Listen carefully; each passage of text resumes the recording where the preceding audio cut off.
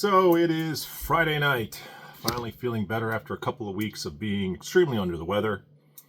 And back to steak on a Friday night. Made some filet, not going to show it today. Put it all on one plate for my older son and I every Friday. Then I have my boys. It is steak night, and my oldest likes his steak rare. And I most definitely made it for him rare. Likes his, well, all the steaks rare, but filet is one of the steaks that I do like between rare and medium rare. So I think it's going to be really good. So I wanted something decent. Haven't had wine in a while. Not just decent, but great. So this is our Ronaldo Capri. I think I always get this name right. Sagrantino de Montefalco 2013. I think it's a 25th anniversary bottle. So when I discovered the grapes, it's from the Umbria region, Sagrantino. When I discovered this grape, I couldn't be more thrilled. I put it in like the top 10 red grapes for me. There's unfortunately not a ton of producers in Umbria, and I've had some that were solid. I've never had a bad one, and then I've had some that are truly amazing. I'm pretty sure older one of these is on my wall somewhere. So this is a very tannic grape, very bold. I think also very herbal. That's a really long cork. I'm just popping and pouring here. This thing should have got decanted. This has normally a lot of tannin and a lot of bite, but let's see. I remember it being dark, but dark like reddish brown. Let's see, it kind of has that look to it. So my senses aren't totally dulled. So it has like a cherry, dark Bing cherry type thing. And there's like herbs, like sage and marjoram. There's basil. There's always an herbal part of this. And the best way I could describe this is like a savory cherry type of thing. That's this wine to me, but deep, dark, brooding. Let's see what the alcohol is. I don't know if it's super high or not. And this is a 2013, so 14.5. So it's a big boy. There's alcohol in this thing. Yeah, the smell is, I don't know if I ever get this in a blind tasting, but when I smell it now, it brings me back to Sagrantino the grape. And if you tell me that, I'm like, yep, this absolutely is what I expect of it. This thing could age for another decade, easy.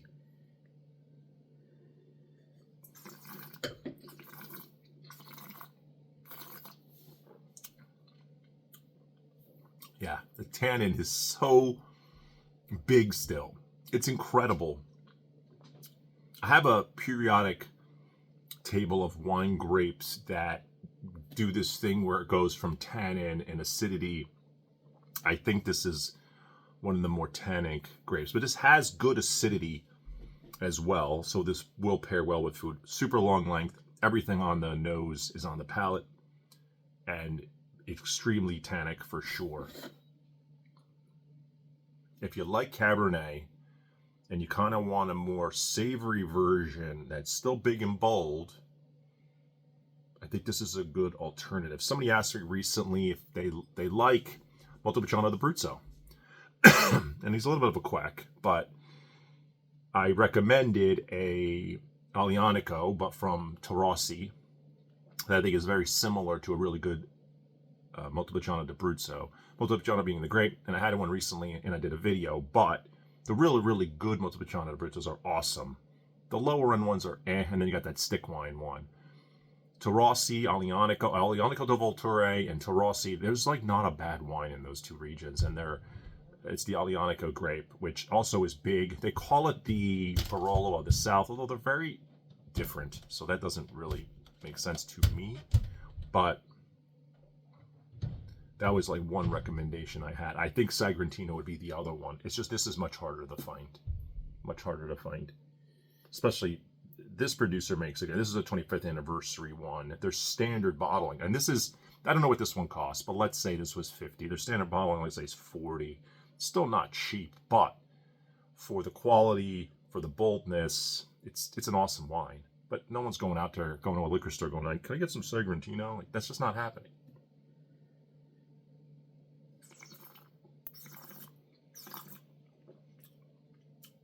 Yeah, so good.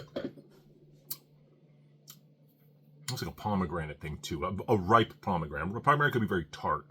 This is if you really let that pomegranate really ripen too. That's another flavor component I'm absolutely getting out of this. This is awesome. Great wine. 5 out of 5. As I do all my ratings out of 5, and only use the half scale to distinguish one wine from the other. My other friend, who, he's kind of up and down type of guy, he's like a yo-yo. He asked me for a recommendation. He sent me a wine list. He went out to dinner for his anniversary. The wine list was great, really great wine list, and very well priced. I recommended, the first thing I saw was Orange Swift's Papillon, which I think is a great Bordeaux blend. So it's a blend of the primary, Cabernet Merlot, Cab Franc, Malbec, Petit Verdot. Now, I don't think it has all those. I think it's going to be a Cab heavy Bordeaux blend made in, I'm pretty sure, Washington State. And I think Washington State has amazing reds, and Papillon is one of the wines actually I have hanging on my wall as a decoration. I believe the wine is fantastic for a Bordeaux blend out of Washington. So it's like getting a Bordeaux, but West Coast. The price for it was solid. I know what that wine costs, and the price that was on the menu was good. I recommended some other wines, but he chose that one. He did get it, and he said he liked it, which is good. This brings me to think about restaurant prices in general. I typically stay away from just Napa Cabs on the menu, because that might have the highest markup, possibly. Depends on the restaurant, depends on what kind of wine they're bringing in, but it really depends. So, but oftentimes, especially in the United States, and I'll go to some other type of wine is what I'll go to. I used to go to Zinfandel, Petit Syrah, looking for a bigger, bolder red. Now gravitating towards other areas. I see an Aglianico for sure, but that's not common. So it's always, I'm looking for something. That one, the price was right.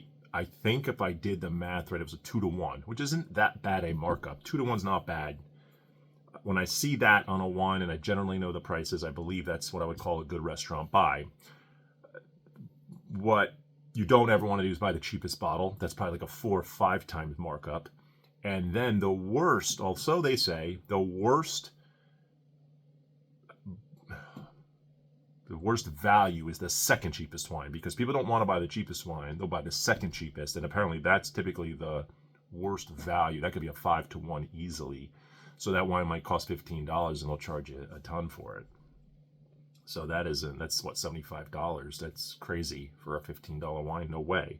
But if you see a $60 bottle and they're charging you $120, yeah, it's $120, but at least you're getting a $60 bottle, not an overpriced $15 bottle that's not even going to pair well with the meal. So I used to use the analogy, you go to a nice restaurant and then you're drinking a McDonald's version of a wine. You go to a nice restaurant, you want to splurge a little bit. Just maybe not crazy, but just a touch, just so you're drinking something decent. And it is intimidating. And sommeliers can be intimidating, and they're going to recommend a wine, and then you don't want to say no because of the price point. So, sure, there's pressure. I always tell my friends, certainly send me the wine list. I'll take a look. I try to get an idea of people's palates, bold or light, because then I could go Pinot Noir, Grenache, or I could go Cab, Merlot, Petit Syrah. And there's a lot of darker, something in between with tannin, acidity, and you're into Italian. I go Brunello, Sangiovese, go Barolo, Barbaresco. That's kind of in the middle. A lot of acidity, a lot of tannin, but lighter bodied. So there's a lot of options to go with, but it depends on people's palates, people's tastes. Most people I know do like still that a bigger, bolder red, although that's much less in favor than it was a long time ago. Not a long time ago, but years ago. It is falling out of favor for more of what they're calling restraint and lower alcohols again. But that doesn't mean everybody. That just might be the wine world as a whole. Wine Spectator's Top 100's coming out. It's not the really top 100 wines as much as the top 100. I think they say most exciting wines of the year. I saw 2 through 9, and there's a lot of good wine in there. And I don't know what number 1 is. Let's hope it's not disappointing, but it's probably the best 2 through 9 wine spectator I've seen in a long time. So I'll probably do a talk about the top 10 wine spectator wines. Unfortunately, good for them. One of the wines that I love, a Barolo for about 40 something dollars, is on the list, and I'm afraid now that'll make it go high. We'll see. Let's hope not. Let's hope they don't price gouge because of it being on the top 10. But once you get on that top 10, some of those wines start selling out like crazy, especially the 1, 2, 3s. I think this was 7, 8, 9, so maybe not as crazy a demand for it, and people running to go get a Barolo. I'm not sure. So my steak should be ready. Kind of went all over the place.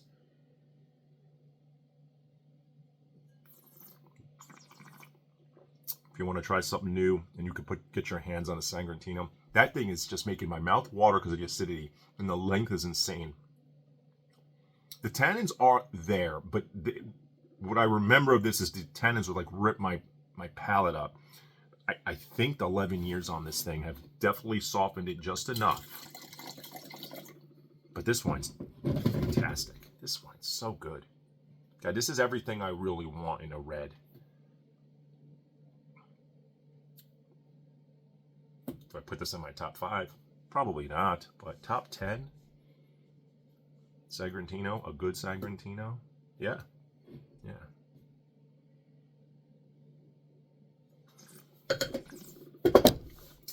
All right, steak should be well rested. I am pretty hungry, and have a good night.